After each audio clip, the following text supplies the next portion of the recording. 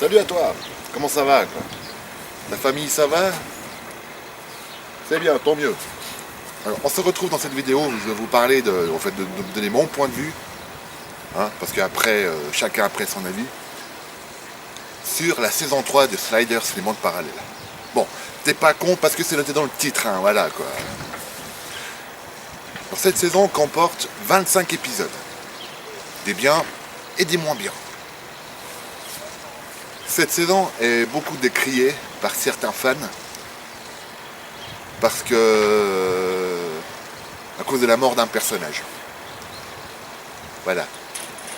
Mais écoute, moi je te dis bonne vidéo, on se retrouve juste après. Saison en demi-teinte par son inégalité avec les autres saisons. Les 20 premiers alors sont d'un schéma classique, tu vois. Les 5 derniers sont bien faits, mais impuissants à cause de la disparition d'un personnage important et le début d'un autre, qui sera important plus tard. En tout cas dans d'autres saisons. Les 2 derniers, quoi. Les scénaristes ont essayé de combler le vide en créant un nouvel ennemi, mais malheureusement ça n'a pas été le cas. Pour les épisodes, voici mon top. Bah en fait, voici mon top, quoi.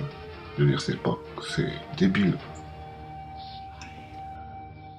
Alors tout d'abord, il y a un monde de jeux mortels où la télé-réalité est à son pire niveau, tu vois, quoi. Sinon, il y a l'autre aussi que j'aime bien, c'est un monde sans ressources. C'est l'épisode en fait où Quinn rencontre pour la première et dernière fois son double féminin. Il y a aussi un monde retrouvé où Quinn rencontre son double enfant et où on apprend que le professeur est atteint d'une tumeur. Il y a aussi un monde de feu sacré. Un épisode, comment dire ça, où t'as un feu qui parle.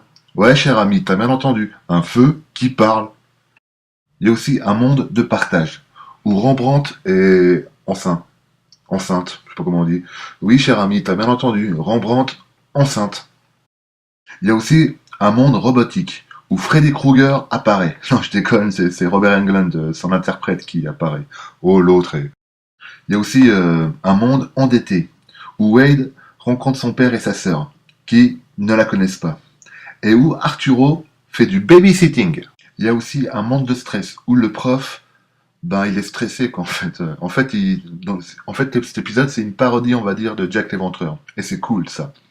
Sinon, il y a aussi dans le truc, là aussi, un monde de pyramides, où les pharaons existent encore, et c'est la première fois dans cet épisode, en fait, que nos héros ne glissent pas après l'apparition d'un vortex, tu vois.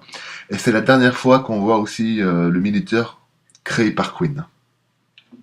En 2 parties, un monde d'Exode, et l'épisode qui marque la fin d'un personnage et le début d'un autre.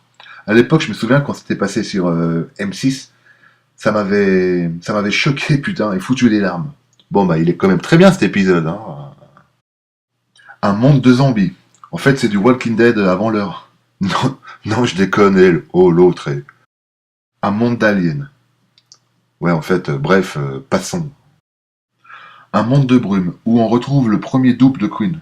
Tu sais, celui du pilote, là, qui est devenu complètement taré et cinglé. Et drogué aussi. Il y a aussi un monde de stalker, où tu vois bien que le personnage de Wade, on a ras-le-bol. Et le dernier, un monde... j'ai oublié le nom, tu vois. Voilà, ça m'est revenu. Un monde hybride, où c'est le dernier épisode de Sabrina Lloyd dans le rôle de Wade, et c'est une référence aussi à l'île du Docteur Moreau, avec Michael York. Alors merci d'avoir regardé cette vidéo. Tu peux toujours t'abonner, commenter, liker, partager. Ouais, en fait, t'es assez grand pour savoir ce que tu dois faire, quoi. Et moi, je te dis merci d'avoir regardé cette vidéo. Je te dis à plus dans le bus. Prends soin de toi. Bonsaï, bon manga, bon cinéma, bonne série télé. Et salut.